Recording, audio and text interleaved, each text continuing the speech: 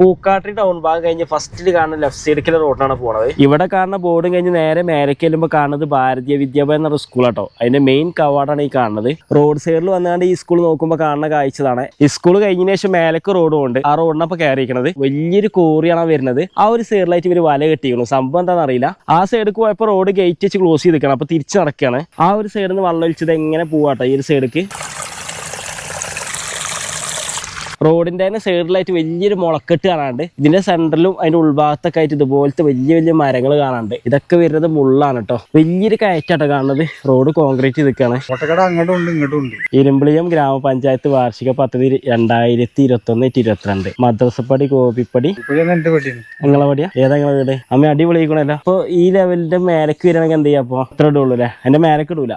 ഓണത്തിന്റെ ഭാഗമായിട്ട് ഇപ്പൊ അമ്മ പൂട്ടുകൊണ്ടിരിക്കുകയാണ്. നല്ല ഭംഗിയിലൊരു കാഴ്ചയായിട്ട് കാണുന്നത്. ഇപ്പൊ എല്ലാത്തോടത്തും ഓണം വരാൻ പോകണല്ലോ. അതിന്റെ ഭാഗമായിട്ട് എല്ലാവരും വീട്ടിന്റെ മുന്നിൽ ഇതുപോലത്തെ കാഴ്ച ഉണ്ടാവും. അമ്മ അതേ തുടങ്ങിയിട്ടുള്ളൂ. ആ ഒരു സൈഡിലായിട്ട് പള്ളി വരുന്നുണ്ട്. ബാക്കി വരുന്ന പള്ളിത്തോട് കേട്ടോ. അവിടുന്ന് പോകുന്ന പിന്നെ എത്തുന്ന മെയിൻ റോട്ടുമ്മക്കാണ്. ഇവിടെ നേരെ കാണുന്നത് എന്താ വെച്ചാൽ കോട്ടപ്പുറം സക്കാഫ് സദാത്ത് മക്ബറ കാണാണ്ട്. ആ ഒരു സൈഡിലായിട്ട് ഇന്ത്യൻ ഓയിലിന്റെ പെട്രോൾ പമ്പ് വരുന്നുണ്ട്. കുറച്ച് മുന്നേ കണ്ടൊരു പള്ളിയിൽ അതിന്റെ മുൻഭാഗമായിട്ട് വരുന്നത്. കോട്ടപ്പുറം മഹൽ മസ്ജിദ് ആയിട്ട് കാണുന്നത്. ഗേറ്റ് നമ്പർ 2 വരുന്നത്. അടിപൊളിയായിട്ട് ഇവർ ചെയ്ത് വെച്ചിരിക്കുന്നു. പുതിയതായിട്ട് കുറച്ച് വർക്ക് കൂടി നടന്നുകൊണ്ടിരിക്കുകയാണ്. അതിന്റെ പണിക്കാരവിടെ കാണാണ്ട്. പള്ളിന്റെ മുറ്റത്ത് വന്ന് നിൽക്കുമ്പോൾ കാണുന്ന ഒരു കാഴ്ചനെ കാണുന്നത്. ഇതുപോലത്തെ ഒരു പെയിന്റിങ് ചെയ്തോണ്ട് അറിയില്ല കേട്ടോ പള്ളിക്ക് ഇത്രത്തോളം ഭംഗി വരാൻ കാരണം. ഖബറിന്റെ തൊട്ടടുത്ത് പള്ളിന്റെ മുറ്റത്തൊക്കെ ആയിട്ട് ഇതുപോലെ കുറെ അധികം ചെടികൾ കാണാം. പള്ളിന്റെ ബാക്കി വരുന്ന സ്ഥലമാണ് കാണുന്നത്. കോട്ടപ്പുറം ജുമാ മസ്ജിദിന്റെ മുൻഭാഗത്തൊപ്പം നിൽക്കുന്നത്. ഈ ഒരു സൈഡിലൊക്കെ കണ്ടോ ഖബർ നിവാസികളോട് ചെല്ലുന്ന സ്ഥലം എന്ന് പറഞ്ഞിട്ട് ഒരു ബോർഡ് വെച്ചിരിക്കുന്നു.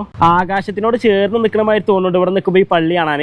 ഗേറ്റ് നമ്പർ 1 കൂടി നടക്കുമ്പോൾ 2 സൈഡിലായിട്ട് ഗാർഡ് ഇങ്ങനെ നീണ്ടു പോവാണ്. ഇതിന്റെ പ്രത്യേകത എന്താ വെച്ചാൽ കുറെ അധികം ഖബർ വരുന്നുണ്ട്. ഈ ഒരു തല മുതൽ ആ തല വരെ നമ്മൾ അവിടുന്ന് വന്നത് അത്രയും ഖബറാളോട് വരുന്നുണ്ട്. ആ മേലെ കാണാൻ 2 കുബ്ബ ഉണ്ടല്ലോ. അത് വരുന്നത് വാട്ടർ ടാങ്ക് ആട്ടോ. മുൻഭാഗത്ത് അറിയാത്ത രീതിയിൽ ചെയ്ത് വെച്ചിരിക്കുകയാണ്. ഏറ്റവും പഴക്കല്ല ഖബർ ഇവിടെ ആരുതാ വരിക? പഴക്കല്ല ഖബർ പറഞ്ഞ ഈ റോഡ് സൈഡൊക്കെ 100 കൊല്ലം മുമ്പുണ്ട്. 100 കൊല്ലം മുമ്പല്ലേ? അപ്പൊ റോഡ് പണി എടുത്തപ്പോഴാണ് കാണുന്നത്. ഇവിടെ പഴയ കാലത്തെ വെട്ടലും മൂടലൊക്കെ വെച്ചിട്ടുള്ള പഴയ ടൈപ്പിലെ ഖബർ അല്ലേ? വീശാങ്കല്ലൊന്നും ഇല്ലാത്ത. അല്ല ഇപ്പൊ പുതിയ ഖബർസ്ഥാനോട് വരുന്നുണ്ടോ ഇവിടെ? മേലെ ഏകദേശം എത്ര ഏക്കർ ഉണ്ടാവും ഈ ഒരു ഏരിയ? ഇതൊരു 16 ഏക്കർ. 16 ഏക്കർ ഉണ്ട് അല്ലേ? ഈ പണി ഇപ്പൊ പുതുക്കി പണിത് ഏകദേശം എത്ര ഉണ്ടാവും? ഈ ഡിസംബർ 2 കൊല്ലായി. ഡിസംബർ 2 കൊല്ലായില്ലേ? കറക്റ്റ് ഡിസംബർ 5-നല്ലേ? ആര് വന്നാലും നിന്ന് കൊണ്ട് സ്ഥലം.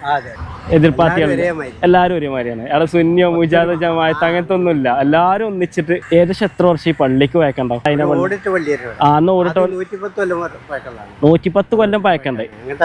അതിന്റെ ഫോട്ടോ ഒന്നും ഇല്ലല്ലോ നമ്മളെ കയ്യില്? ഒന്നുമില്ലല്ലേ? അതിനുശേഷം ആ സ്ഥലത്ത് തന്നെ നമ്മളത് പുതുക്കി പണിതിങ്ങനെ. 2 കുബ്ബ വാട്ടർ ടാങ്കിന്റെ. ഏതൊക്കെ? ഒന്ന് ഇതും ഒന്നാമതും. ഇവിടെ കാണുന്ന ലൊക്കേഷൻ വരുന്നത് കോട്ടപ്പുറം ജുമാ മസ്ജിദ് ആട്ടോ. പുതിയൊരു വീഡിയോ വീണ്ടും കാണാം. ബൈ.